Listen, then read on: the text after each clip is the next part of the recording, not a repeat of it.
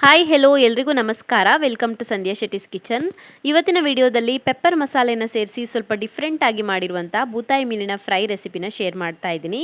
ಇದನ್ನು ಮಾಡೋದಕ್ಕೆ ಯಾವುದೇ ರೀತಿಯ ಹಿಟ್ಟಾಗಲಿ ಮೊಟ್ಟೆ ಆಗಲಿ ಅಥವಾ ಜಾಸ್ತಿ ಮಸಾಲೆ ಆಗಲಿ ಬೇಕಾಗಿಲ್ಲ. ನಾರ್ಮಲ್ ಆಗಿ ನಾವು ಮೀನು ಫ್ರೈಗೆ ಯಾವುದೆಲ್ಲ ಮಸಾಲೆ ಹಾಕ್ತೀವಿ ಅದೇ ಮಸಾಲೆನ ಹಾಕಿ ಮಾಡಲಿಕ್ಕೆ. ಆದರೆ ಮಸಾಲೆ ಹಾಕುವಂಥ ಪ್ರಮಾಣದಲ್ಲಿ ಮಾತ್ರ ಸ್ವಲ್ಪ ವೇರಿಯೇಷನ್ಸ್ ಇರುತ್ತೆ. ತುಂಬಾ ರುಚಿಯಾಗಿ ಬರುತ್ತೆ, ಕ್ರಿಸ್ಪಿಯಾಗಿ ತಿನ್ನೋದಕ್ಕೆ ತುಂಬಾ ಚೆನ್ನಾಗಿರುತ್ತೆ. ಬನ್ನಿ ಹಾಗಿದ್ರೆ ರೆಸಿಪಿ ಹೇಗಿದೆ ಅಂತ ನೋಡೋಣ. ನಾನಿಲ್ಲಿ ಅರ್ಧ kg ಆಗೋಷ್ಟು ಬೂತಾಯಿ ಮೀನನ್ನು ತೊಗೊಂಡಿದ್ದೀನಿ. ಮೀನನ್ನು ಕಟ್ ಮಾಡಿ ಇಟ್ಕೊಂಡಿದ್ದೀನಿ. ಸ್ವಲ್ಪ ದೊಡ್ಡ ಸೈಜ್ನ ಮೀನಾಗಿರೋದ್ರಿಂದ 2 ಭಾಗಗಳಾಗಿ ಮಾಡಿ ಕಟ್ ಮಾಡ್ಕೊಂಡಿದ್ದೀನಿ. ಚಿಕ್ಕ ಚಿಕ್ಕ ಮೀನಾದರೆ ಇಡಿ ಇಡಿಯಾಗಿ ಇಟ್ಕೊಳ್ಳಿ. ಇವಾಗ ಇದಕ್ಕೆ ಮಸಾಲೆನ ಸೇರಿಸಿ ಮ್ಯಾರಿನೇಟ್ ಮಾಡ್ಕೊಳ್ಳೋಣ. ಮೊದಲಿಗೆ ರುಚಿಗೆ ತಕ್ಕಷ್ಟು ಉಪ್ಪನ್ನು ಸೇರಿಸ್ಕೊಳ್ಳಿ. ಹಾಗೆಯೇ 1.5 ಇಂದ 2 ಚಮಚ ಆಗುವಷ್ಟು ಕಾಳುಮೆಣಸಿನ ಪುಡಿನ ಸೇರಿಸ್ಕೊಳ್ಬೇಕು. ಬ್ಲ್ಯಾಕ್ ಪೆಪ್ಪರ್ ಪೌಡರ್ನ. ಪೆಪ್ಪರ್ನ ತರ್ತರಿಯಾಗಿ ಪುಡಿ ಮಾಡ್ಕೊಳ್ಬೇಕು, ಜಾಸ್ತಿ ನೈಸಾಗಿ ಪುಡಿ ಮಾಡ್ಕೊಳ್ಬಾರ್ದು, ತರ್ತರಿಯಾಗಿ ಪುಡಿ ಮಾಡ್ಕೊಳ್ಬೇಕು. 1.5 ಇಂದ 2 ಚಮಚ ಸೇರಿಸ್ಕೊಳ್ಳಿ. ಹಾಗೆಯೇ 1/4 ಚಮಚ ಆಗುವಷ್ಟು ಅರಿಶಿನ ಪುಡಿನ ಸೇರಿಸ್ಕೊಳ್ಳಿ. ಅರ್ಧ ಚಮಚ ಆಗುವಷ್ಟು ಧನಿಯಾ ಪುಡಿ. ಹಾಗೆಯೇ ಸ್ವಲ್ಪ ಅಚ್ಕಾರದ ಪುಡಿನ ಸೇರಿಸ್ಕೊಳ್ಬೇಕು. 1/4 ಚಮಚ ಆಗುವಷ್ಟು ಸೇರಿಸ್ಕೊಳ್ಳಿ, ಸಾಕಾಗುತ್ತೆ. ಹಾಗೆಯೇ ಅರ್ಧ ಚಮಚ ಆಗುವಷ್ಟು ಶುಂಠಿ ಬೆಳ್ಳುಳ್ಳಿ ಪೇಸ್ಟ್ ಮತ್ತು 2 ಚಮಚ ಆಗುವಷ್ಟು ಹುಣಸೆಹಣ್ಣಿನ ರಸನ ಸೇರಿಸ್ಕೊಳ್ಳಿ. ಹುಣಸೆಹಣ್ಣಿನ ರಸ ಬದಲಿಗೆ ನಿಂಬೆ ರಸ ಬೇಕಾದ್ರೂ ಹಾಕ್ಕೊಳ್ಬೋದು. ಇವಾಗ ಇದನ್ನು ಚೆನ್ನಾಗಿ ಮಿಕ್ಸ್ ಮಾಡ್ಕೊಳ್ಬೇಕು. ನೀರು ಸೇರಿಸ್ಕೊಳ್ಳೋ ಅವಶ್ಯಕತೆ ಇಲ್ಲ.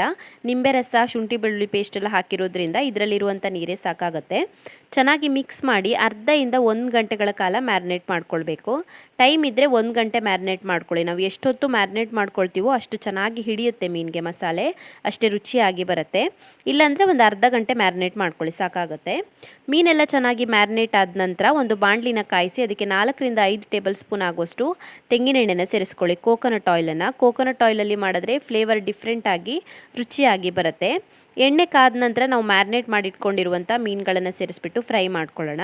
ಇದನ್ನು ಡೀಪ್ ಫ್ರೈ ಮಾಡ್ಕೊಳ್ಬಾರ್ದು ಎಣ್ಣೆಯಲ್ಲಿ, ಈ ರೀತಿ ತವಾ ಫ್ರೈ ಮಾಡ್ಕೊಳ್ಬೇಕು. ಒಂದು 4-5 ಚಮಚ ಎಣ್ಣೆ ಹಾಕಿಬಿಟ್ಟು ತವಾ ಫ್ರೈ ಮಾಡ್ಕೊಳ್ಬೇಕು.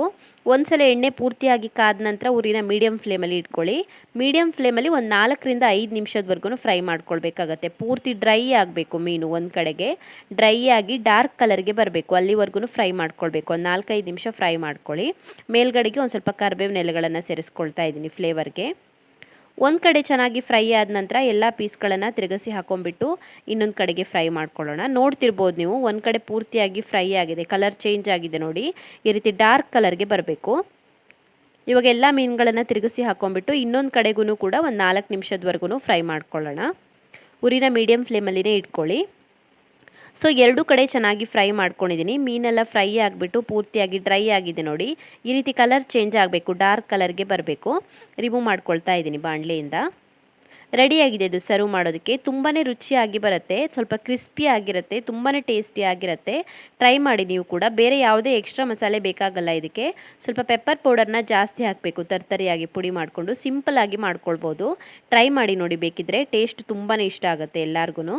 Thank you for watching my video. ನಿಮಗೆ ಈ ವಿಡಿಯೋ ಇಷ್ಟವಾಗಿದ್ದರೆ ವಿಡಿಯೋಗೊಂದು ಲೈಕ್ ಕೊಡಿ, ಹಾಗೆಯೇ ಕಮೆಂಟಲ್ಲಿ ತಿಳಿಸಿ ಹೇಗಿದೆ ಅಂತ. ಇನ್ನೂ ಹೆಚ್ಚಿನ ವಿಡಿಯೋಗಳಿಗಾಗಿ ನನ್ನ ಯೂಟ್ಯೂಬ್ ಚಾನಲನ್ನು ಸಬ್ಸ್ಕ್ರೈಬ್ ಮಾಡ್ಕೊಳ್ಳಿ. ಹಾಗೆಯೇ ನನ್ನನ್ನು ಫೇಸ್ಬುಕ್ ಮತ್ತು ಇನ್ಸ್ಟಾಗ್ರಾಮಲ್ಲಿ ಫಾಲೋ ಮಾಡೋದನ್ನು ಮರಿಬೇಡಿ.